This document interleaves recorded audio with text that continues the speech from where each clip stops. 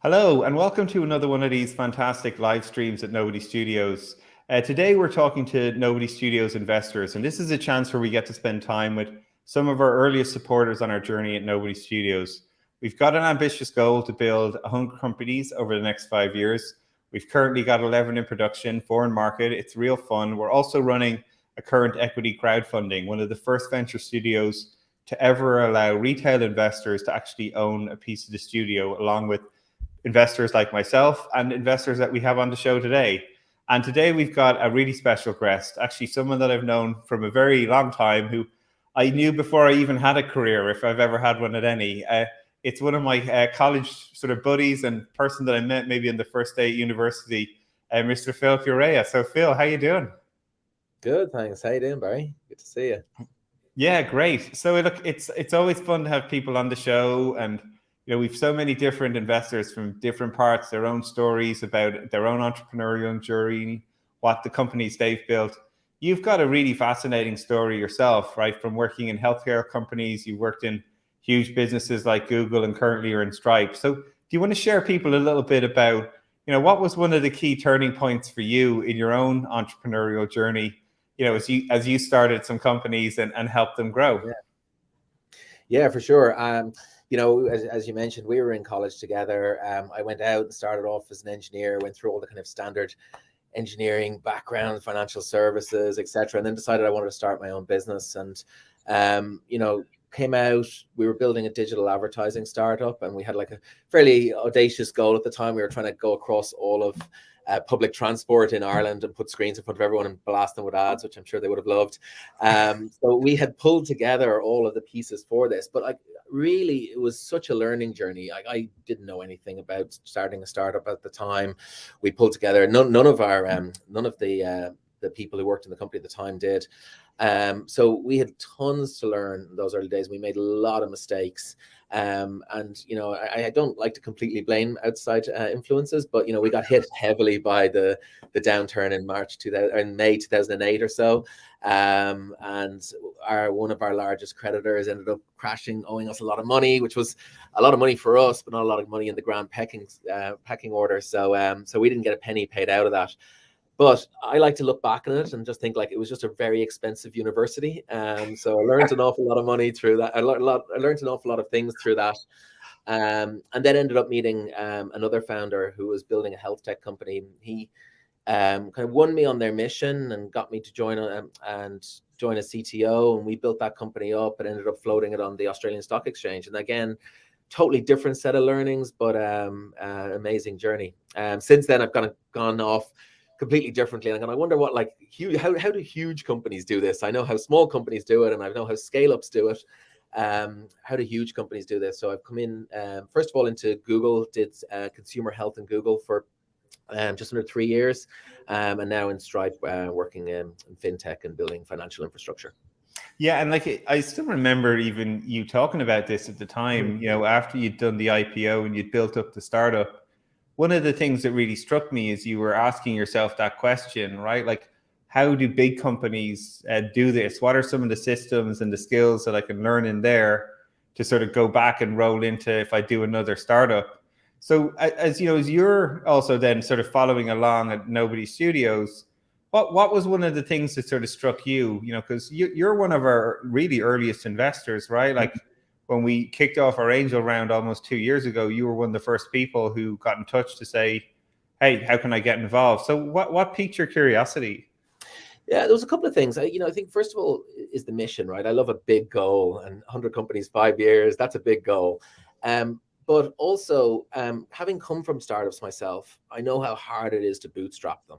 And it's really just understanding like that team of advisors around you who can help guide you through some of those processes. That would have been invaluable to me. So that really triggered like some of my memories of going through startup land and appealed to my sense of mission.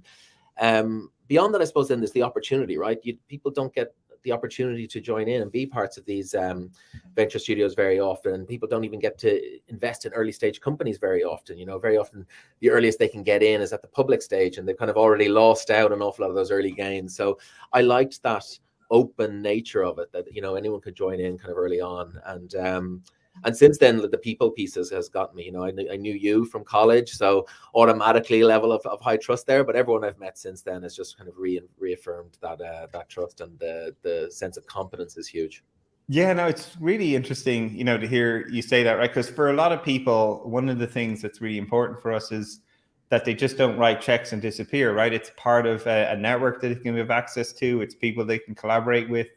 Health and wellness is obviously a huge part of the studio. And I know a lot of the team have reached out for you for tips and advice along the way, both from your healthcare startup and your time working in Google Fit.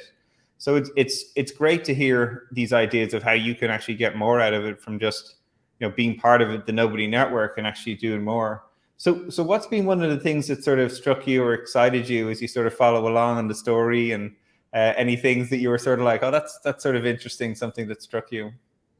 I mean, I mentioned like meeting a lot of really interesting people, but my background in health tech, I spent, as I mentioned, 10 years in that startup doing health tech businesses. So got to meet Dr. Eric Rees. He was here in Dublin, and like really, really enjoyed that conversation. We went out, we had a few pints of Guinness, and just, hearing somebody that excited about the possibilities of bringing healthcare technology to consumers, but also some of the real tangible steps that were happening along that, whether it's thinking about, how we sleep better, which is, one of my own personal hot topics. I read Matthew Walker's book, and I was like, oh my God, I need to sleep more. This is crazy. And so I've got like a dozen trackers of tracking my sleep.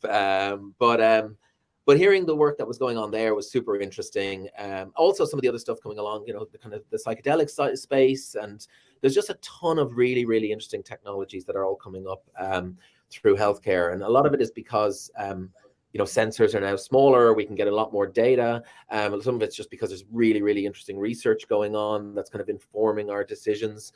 And I think people are just getting more interested in it. So I think we're at a nexus where there's a real explosion around consumer health tech. So that's the one that gets me most excited.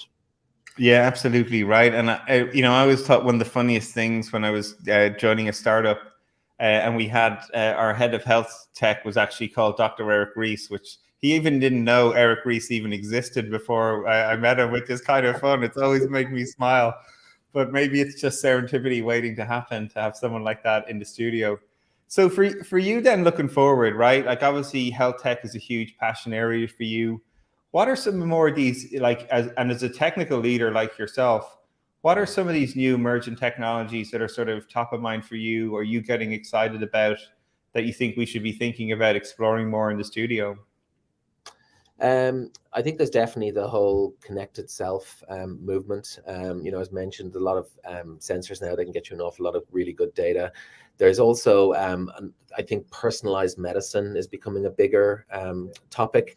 And I think that's also a really interesting space. Rather than taking a pill that's generic and designed for all the populations, we now can get really, really good and cheap blood genome mapping done that will help tailor medications more towards the particular characteristics of the person we're trying to treat.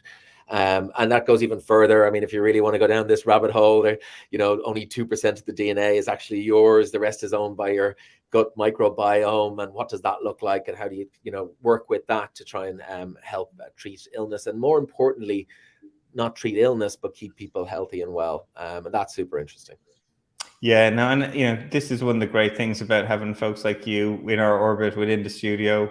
Health and wellness is a huge part of what we're building, whether it's companies like Sleep Glide with Dr. Gina Poe, one of the leading researchers in sleep and dreams out there, Prehab Life, about creating these aspects about biometrics and understanding your own behavior, your habits, your mental health.